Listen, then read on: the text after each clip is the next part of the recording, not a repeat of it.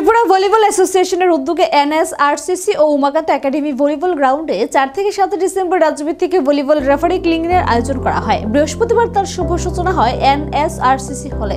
উদ্বোধনী অনুষ্ঠানে উপস্থিত ছিলেন ভলিবল অ্যাসোসিয়েশনের সভাপতি গৌতম চন্দ্র, ভলিবল অ্যাসোসিয়েশনের সম্পাদক বিমান দেব, ত্রিপুরা অলিম্পিক অ্যাসোসিয়েশনের চেয়ারম্যান রতন সাহা সহ স্কুল স্পোর্টস বোর্ডের যুগ্ম সচিব অপুরায় সহ অন্যান্যরা। প্রাইম ভলিবল লিগের চিফ রেফারি প্রবীণ কুমার এই রেফারি ক্লিনিকে প্রশিক্ষণ প্রদান করবেন। সারা রাজ্য থেকে প্রায় 50 জনের মতো রেফারিকে প্রশিক্ষণ কেন্দ্রে প্রশিক্ষণ দেওয়া হবে।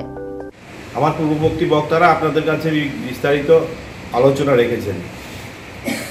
আমরা প্রথমে একটা কথা বলতে চাই, আজকে রাজ্যের মাননীয় মুখ্যমন্ত্রীর নেতৃত্বে দেশের প্রধানমন্ত্রী খেলো ইন্ডিয়া এরকম ধরনের বিভিন্ন প্রকল্পের মাধ্যমে যাতে খেলাধুলার মান আরও যাতে উন্নত করা যায় তার জন্য চেষ্টা চালাচ্ছেন। তার ফলস্বরূপ রাজ্যের মাননীয় মুখ্যমন্ত্রীর নেতৃত্বে এবং খেল দপ্তরের উদ্যোগে আমরা দায়িত্ব পাওয়ার পর থেকেই আমরা যে যার যেখানে দায়িত্ব দেওয়া হয়েছে আমরা সেখানে চেষ্টা করছি সেই খেলাকে আরও মান উন্নত করা। এবং আপনারা দেখেছেন, আমার পূর্ববর্তী বক্তারা বলেছেন 17 বছর পর ত্রিপুরা রাজ্যের ন্যাশনাল করতে গেছে।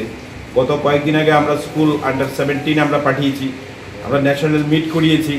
আমরা আজকের দিনে আপনারা যারা আছেন এখানে আপনাদেরকে আমরা কোচিং করার জন্য ব্যবস্থা করছি। এবং শুধু তাই নয়, আমরা আগামী দিনে আমরা 100 জন সারা রাজ্য থেকে 100 জন প্লেয়ারকে আমরা এক্সট্রা কোচিংয়ের জন্য আমরা বাইরে থেকে কোচ আনবো। আমরা ওনার সঙ্গে কথা হয়েছে এবং আমরা রাজ্যের মাননীয় মুখ্যমন্ত্রী এবং খেলমন্ত্রী আমরা কথা হয়েছে, আমরা স্কিল ডেভেলপমেন্টের মাধ্যমে তাদেরকে আরও ভালো গুণগত মানের খেলাধুলা শেখানোর জন্য আমরা 100 জনের একটা ট্রেনিং ক্যাম্প করব। সেটা আমরা আপনাদের এই অনুষ্ঠানের পরে আমরা সেটা প্রক্রিয়া শুরু করব।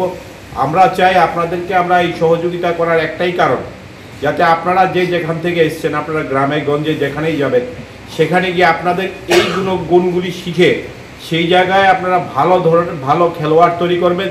তারা যাতে রাজ্যভিত্তিক বলুন আন্তর্জাতিক বলুন যেখানেই খেলতে যাবে তাদের যাতে গুণগত মান ভালো হয় এবং ত্রিপুরা রাজ্যের